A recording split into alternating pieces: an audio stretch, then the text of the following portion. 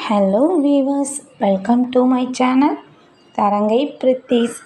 இன்றைய பதிவுன்னு பார்த்தா இன்றைக்கி வெள்ளிக்கிழமை. இந்த வெள்ளிக்கிழமை அன்னைக்கு நான் எப்படி நிலைவாசலுக்கு பூஜை பண்ணேங்கிறது தான் இன்றைய பதிவு. பெரும்பாலும் நம்ம என்ன பண்ணுவோம்னா, வெள்ளிக்கிழமையில் காலையில் ஏஞ்சிட்டு பூஜை அறைக்கு ரொம்ப அதிகமான ஒரு முக்கியத்துவமே நம்ம கொடுப்போம். அன்றைக்கி பார்த்தா ஃபுல்லாக க்ளீன் பண்ணிவிட்டு பார்க்கறதுக்கு ரொம்ப மங்களகரமாக பூஜை அறை வச்சுருப்போம். வெள்ளிக்கிழமைங்கிறது மகாலட்சுமிக்கு உரிய நாளாக கருதப்படுது. அதே வெள்ளிக்கிழமையில் நம்ம பூஜை அறைக்கு எவ்வளோ முக்கியத்துவம் தரோமோ அதே முக்கியத்துவத்தை நம்ம வீட்டோட நிலைவாசலுக்கும் கண்டிப்பாக தரணும். நிலைவாசலில் நம்ம வீட்டு குலதெய்வம் வாசம் செய்வதாக ஒரு ஐதீகமே இருக்குது. நம்ம முன்னோர்களும் அதை தான் கடைப்பிடிச்சிக்கிட்டே வந்திருக்காங்க. இந்த காலகட்டத்துக்கும் பார்த்தா நம்ம வீடே கட்டணும்னா அதுக்கு அதிக நம்ம முக்கியத்துவம் கொடுக்குறதே நிலைவாசலுக்கு தான்.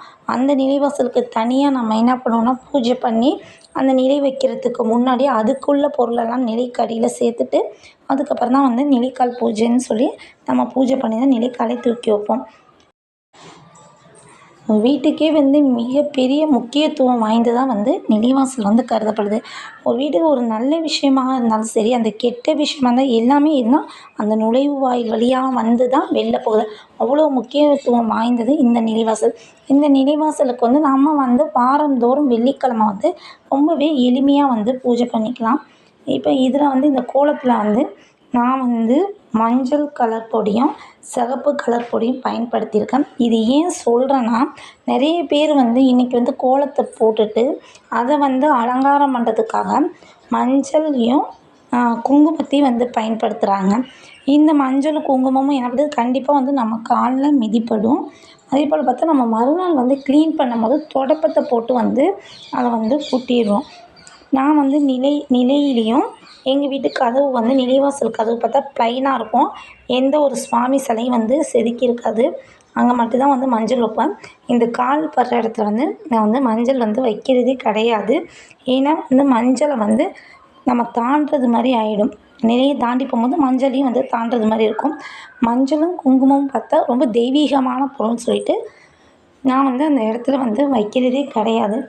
இந்த மஞ்சத்தூள்னு பார்த்தா ஜவ்வாது,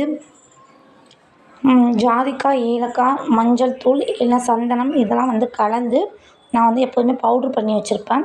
அந்த பவுட்ரில் கொஞ்சோண்டு அர்த்தரும் ரோஸ் வாட்டரும் கலந்துப்பேன். இல்லைனா பன்னீர் கலந்து நிலைக்கு தடவிடுவேன். குங்குமத்துலேயும் பார்த்தா பன்னீரை கலந்து ஒரு பேஸ்ட் மாதிரி ஆகிடும். அதை வச்சுட்டோன்னா நெக்ஸ்ட்டு வீக் வரைக்கும் அந்த குங்குமம் உதிராமல் அப்படியே இருக்கும். நம்ம சாதாரண குங்குமத்தை வச்சா அந்த குங்குமம் கண்டிப்பாக கீழே கொட்டும், கால்லேயும் மிதிப்படவும் வாய்ப்பு இருக்குது. ரெண்டாவது அடுத்த வாரம் வரைக்கும் இருக்காதுன்னு சொல்லிட்டு நான் தண்ணியில் குழச்சி வச்சுருவேன். ஆனால் இந்த மஞ்சத்தூளோட நறுமணம்னு பார்க்கும்போது ஒரு வாரத்துக்கு இருக்குமான்னு கேட்டால் நிச்சயமாக இருக்க வாய்ப்பே கிடையாது. நம்ம வெள்ளிக்கிழமை வச்சோன்னா சனிக்கிழமை வரைக்கும் அந்த நறுமணங்கிறது இருக்கும். கோயிலில் என்ன ஒரு மனம் வீசுதோ, ஏன்னா அந்த ஜவ்வாதெல்லாம் கலக்கிற வாசி கோயிலோட நறுமணம் கண்டிப்பாக இருக்கும் 2 டேஸ்க்கு. இந்த நிலைவாசலோட 2 பக்கமே நான் அகல் ஏற்றி வழிபாடு பண்ணுவேன். ஆனால் 2 சைடுமே அகல் ஏற்றி வச்சுருக்கேன். நிலைவாசலில் நம்ம பொட்டுன்னு பார்த்தாலும் நம்ம சுவாமி ஃபோட்டோக்கெல்லாம் என்ன பண்ணுவோம், நெத்தியிலேருந்து பாதம் வரைக்கும் பொட்டு வைப்போம். அதே போல் நிலைக்கும் நம்ம பொட்டு வைக்கும் போது அந்த மேலே நிலையிலேருந்து கீழே வரைக்கும் அந்த பாதம் வரைக்கும் நம்ம அவங்களுக்கு பொட்டு வைக்கணும். இந்த மஞ்சள் தூள் பார்த்தா நம்ம டெய்லியுமே நம்ம வீடு கோயில் போன்ற ஒரு நறுமணத்தை கொண்டுட்டு வரணும். நம்ம தினம்தோறுமே காலைல வாசலை க்ளீன் பண்ணிவிட்டு நம்ம எப்போதுமே கோலம் போட்டுருவோம். அந்த கோலம் மஞ்சள் தூளாக தான் இந்த வாசனை பொடியை பயன்படுத்தி நிலையிலலாம் லைட்டாக தெளித்து விட்டுக்கலாம். நம்ம ஸ்க்ரீன் எப்படி பயன்படுத்திருப்போம், ஸ்க்ரீன்லலாம் ஸ்ப்ரே பண்ணோன்னா டெய்லியுமே ஸ்ப்ரே பண்ணிக்கிட்டு இருந்தோன்னா நல்ல ஒரு என்ட்ரன்ஸ் ஆகும்போதே ஒரு நல்ல ஸ்மெல்லு ஒன்று நல்ல சூப்பராகவே இருக்கும். நம்ம வீடும் பார்க்க ஒரு நல்ல ஒரு பாசிட்டிவ் தாட்ஸ் பார்த்தா ரொம்ப அதிகமாகவே இருக்கும். இந்த நிலையிலையும் பார்த்தா இந்த இடத்துல நான் ஏன் கோலம் போடலன்னா, நம்ம தாண்டும் போது அந்த ட்ரெஸ்ஸு பட்டா அலைஞ்சிரும். அதனால அது நான் போடுறதில்ல.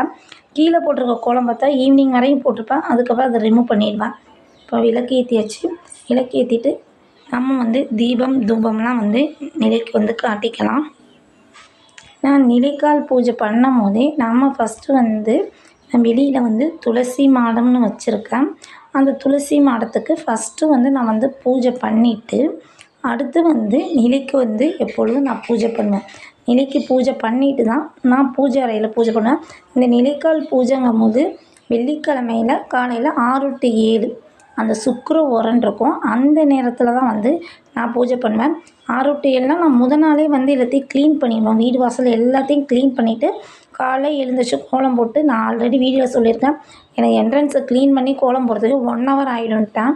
அதனால நான் வந்து வெள்ளிக்கிழமை வந்து காலையிலேயே வந்து அந்த டயத்துக்கு அந்த சுக்கிர ஓரை அது லக்ஷ்மிக்கு உரிய நேரம்னு சொல்லிட்டு அந்த நேரத்தில் வந்து நான் நிலைக்கால் பூஜை பண்ணிடுவேன். இப்போ துளசிக்கும் வந்து நம்ம அவங்களுக்கும் தீபம் தூபம்லாம் கட்டிக்கலாம். என்ட்ரன்ஸில் பார்த்தா நல்லா பாசிட்டிவ் தாட்ஸாக இருக்கட்டும்னு சொல்லிட்டு நான் வந்து மணி பிளான்ட்டு வெத்தலையெல்லாம் வச்சுருக்கேன். நம்ம வீட்டில் அதிகமாக பாசிட்டிவ் தாட்ஸ் வந்து வரணுன்னாலே வீடே மங்களகரமாக இருந்தாலே அதிகமான ஒரு பாசிட்டிவ் தாட்ஸ் வரும். நல்ல நறுமணத்தோடு இருந்தாலும் லக்ஷ்மிக்கு வந்து நல்ல நறுமணம் தான் பிடிக்கும். அதனால் நம்ம எப்போதுமே நல்ல நறுமணத்தோடையும் நல்ல மங்களகரமாக வச்சுருந்தாலே எதிர்மறை ஆற்றல் கொஞ்சம் கொஞ்சமாக வீட்டை விட்டு விலக ஆரம்பிச்சிடும்.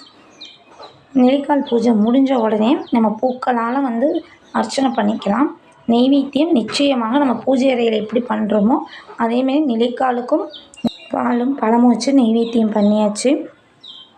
இதோட நம்ம பூஜை வந்து முடிச்சுட்டு நம்ம பூஜை அறையிலையும் பூஜை பண்ணிக்கலாம். இந்த பதிவு உங்களுக்கு பிடிச்சிருந்துச்சின்னா மறக்காமல் ஒரு லைக் பண்ணிவிட்டு ஷேர் பண்ணுங்கள், சப்ஸ்கிரைப் பண்ணுங்கள். Thank you friends.